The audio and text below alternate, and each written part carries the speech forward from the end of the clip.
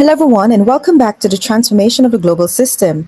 I am Dr. Nicole Wilmington Granston, and today we're going to be looking at global trade and finance. By extension, we're going to be discussing the international political economy. So, what we're going to be examining today is the relationship between politics, economics, globalization, and international power. With that, we'll focus on the global political economy, or as some people call it, international political economy, international trade, financial institutions, neoliberal globalization, inequality, and the debates about the global economic system. So, first, let's define what is the international political economy. Now, the international political economy studies the interaction between politics, economics, and international relations. We find that economic decisions are political and that political decisions have economic consequences. As such, we find that the global political economy examines who gains and who loses in the global economy. Now, what are the origins of this global economy? The modern global economy developed through industrialization, colonialism, capitalism, and globalization. As such, we found that economic globalization increased with the interdependence between states, particularly after World War II.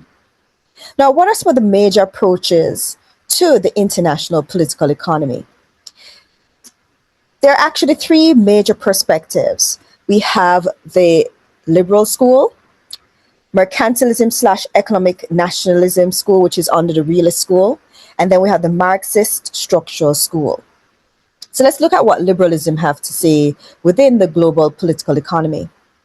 The core idea is that free markets and free trade creates prosperity and cooperation. The main assumption is that markets are efficient, that trade between all states will benefit all these states, that economic interdependence promotes peace, and that limited government intervention is preferred.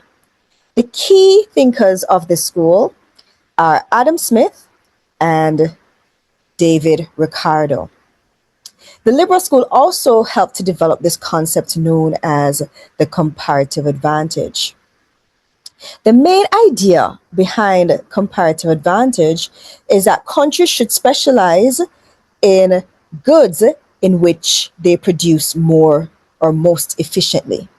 So you find that comparative advantages or advantage will have states specialize where their opportunity cost is its lowest. Of course, the main liberal argument behind comparative advantage is that it would lead to increased trade, which increases efficiency, wealth, and global cooperation. So we find, based on these arguments, that comparative advantage supports free trade agreements. Next, we'll have the discussion on the realist perspective with regards to international political economy. Or we're going to, as I said, look at it from the mercantilist economic nationalist school. The core idea is that economic policy should strengthen state power and national security. The main assumptions from the school is that wealth and power are connected, states compete economically, and that governments should protect domestic industries. Some of the common policies that will come out from this school would be as follows: tariffs, protectionism, trade restrictions, and strategic industries.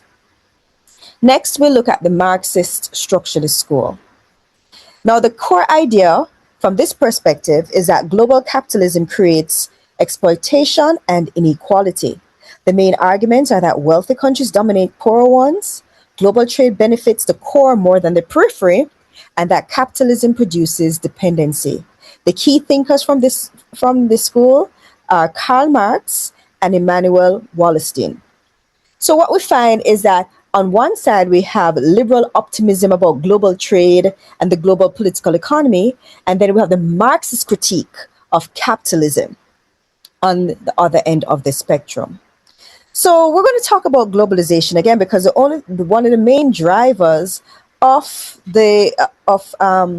this global political economy is globalization.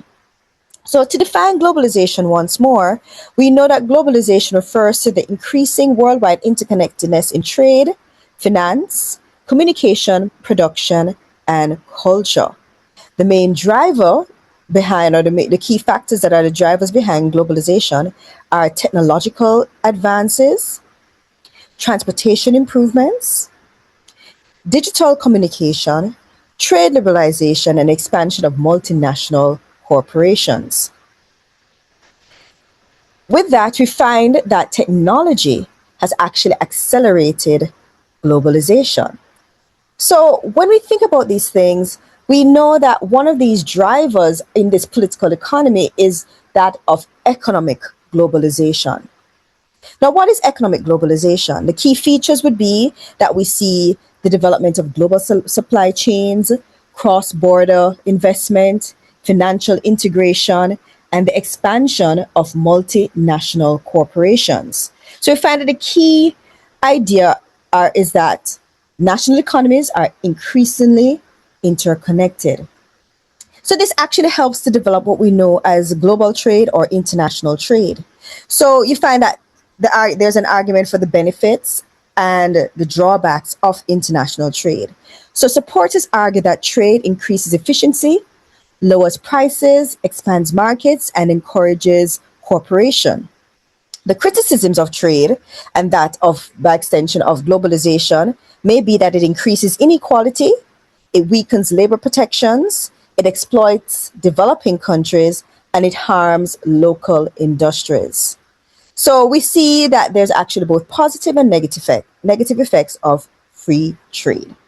Now let's look at some of the major international financial institutions that are helping the political economy do its thing.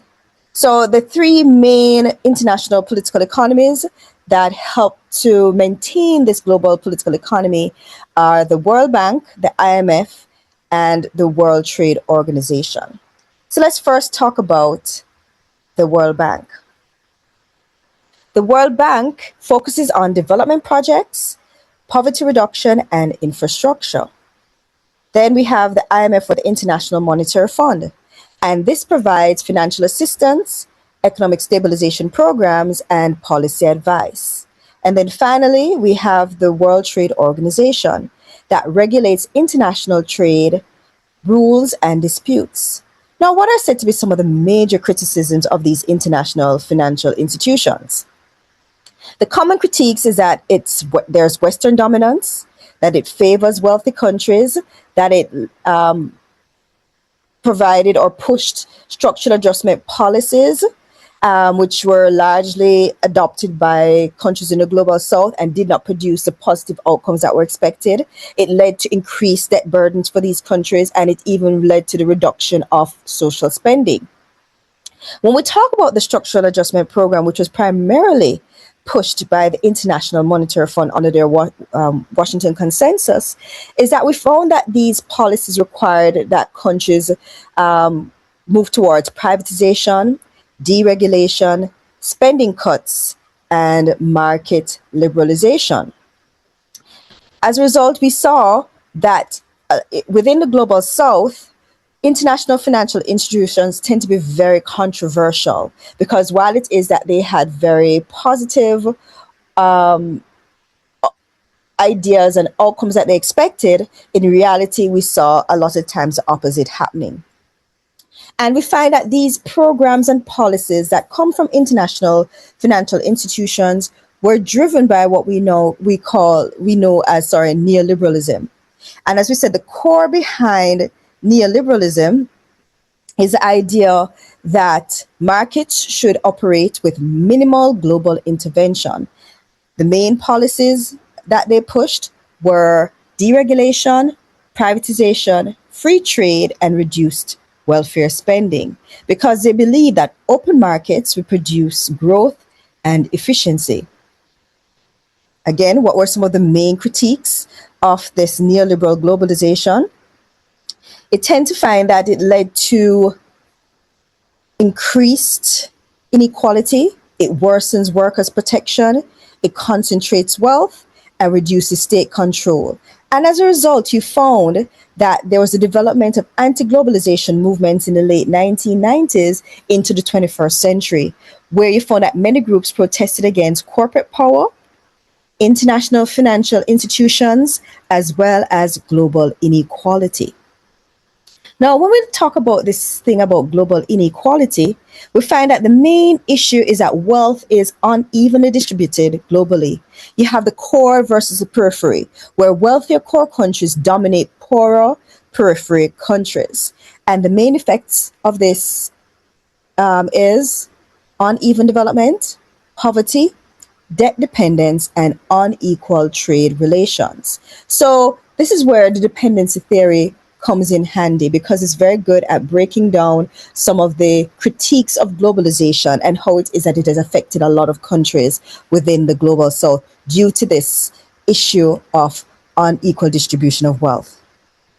We've seen as we become more integrated through economic globalization and this global political economy that we do see other issues coming up. These would include financial crises, because as we're seeing more cross-border transactions, open transactions, and even trans-border transactions, we're finding that our global financial systems can actually create instability through speculation, debt, and interconnected markets. We've seen where economic crises have spread rapidly in a globalized world. And examples of this was the Asian financial crisis in the mid to late 1990s and the 2008 global financial crisis, where an issue that happened in one part of the world created this domino effect and affected other countries as a result. We've seen where as we become more integrated within this global political economy, that there has been an increase in regional economic integration.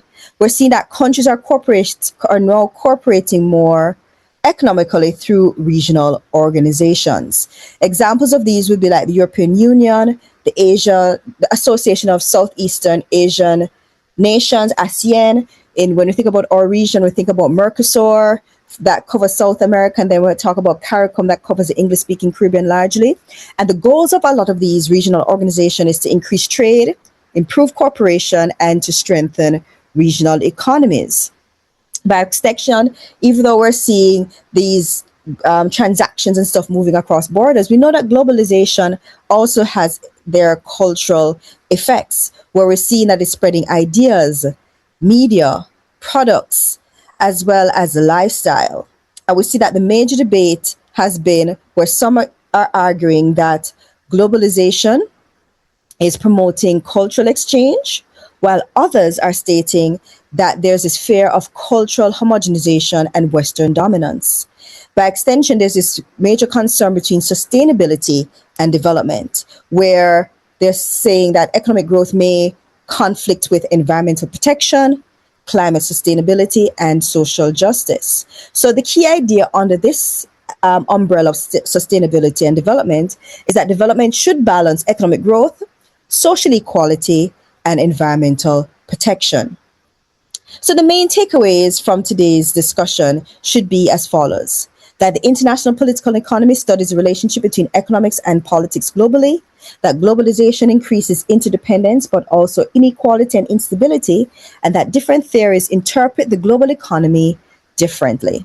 So important terms that I want you guys to remember from today's discussion is that of the international political economy, globalization, comparative advantage, free trade, mercantilism, neoliberalism, structural adjustment, dependency, multinational corporations, and economic interdependence.